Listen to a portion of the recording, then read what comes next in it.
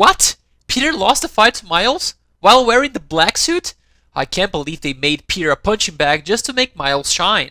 Haha, I knew that Miles was better than Peter. Look at that! He defeated Peter while he was wearing the black suit. Miles is the better Spider-Man. You might have heard some opinions like that after the game was launched, but none of that actually represents what happened in the game. If you pay attention to the dialogues and to what actually happens in the game, you'll notice that that fight is not between Miles and Peter, or even Miles and Symbiote Spider-Man.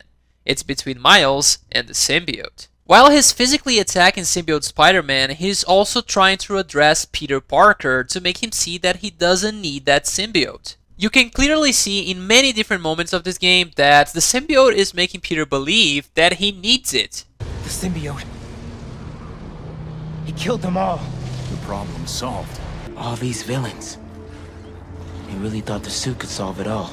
So when Miles is addressing Peter during their fight, basically what's happening is Miles trying to pull Peter to his side saying, hey dude, you don't need the suit, I know you have your troubles, I know you have your problems, but it's okay, we're gonna help you through it and it's not your fault. While the symbiote is trying to do the same thing by saying, hey, you need me, you gotta stay with me, I'm gonna solve all the problems for you, we are better together. But when Miles is finally able to get through to Peter and make him see that he doesn't need a suit, Peter is the one to remove it himself. The reason why Miles was able to stop Symbiote Spider-Man was not because he defeated Symbiote Spider-Man, he defeated Peter with his own brute strength and power. It was because he was the only one that addressed Peter and made him want to get rid of the symbiote, want to separate the symbiote from the Spider-Man. Everybody else that tried to simply attack Symbiote Spider-Man just got beat up. He took down Lizard solo, and he was the only one able to defeat Kraven ever before Venom. Miles fought against Kraven after saving Martin Lee, and even though we cannot see the fight, we know that the result was that Kraven defeated him. Peter has to save Miles from Kraven, and when we get there, we find Miles locked in a cage and all injured from the fight against Kraven. We can even hear Miles saying for Kraven in his mind when he sees that Peter is there. He says the sentence, "Now you're in for it." Now you're in for it.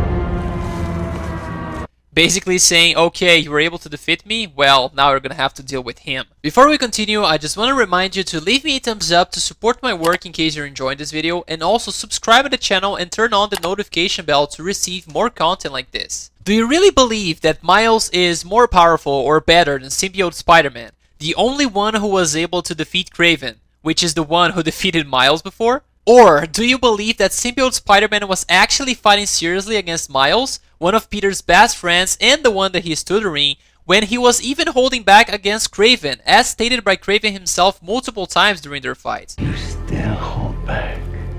But you still hold back. If he was able to hold back against Kraven, the one who almost killed him, the one who made a bunch of bad things for him and for all of his friends during the entire game, while Kraven himself wanted him to go all out to kill him, can you imagine how much he was holding back against Miles? Peter wasn't even there. Miles was pretty much only fighting against the symbiote. And this gets reinforced in the other fights where we have the symbiote involved. In the fight against Spider-Man and Scream, it's not Spider-Man defeating Scream. It's Spider-Man defeating the symbiote by making MJ see that she doesn't need the symbiote. Once she realized that, she is the one that wants to get rid of the suit, and that is how he is able to stop Scream. Even in the fight against Venom, neither of the Spider-Men were able to defeat Venom. It was only after they made Harry Osborn see that he needed to get rid of the suit that he is finally able to stop Venom once and for all. It is Harry who opens the chest to allow Anti-Venom Spider-Man to go and deliver the final blow on the symbiote. In these three situations, while the host wanted to be with the symbiote, they were simply unstoppable. It's only after the hosts want to get rid of the symbiotes that the Spider-Men are able to stop them. The only situations where you can say that a symbiote bond was defeated is the ones in the city,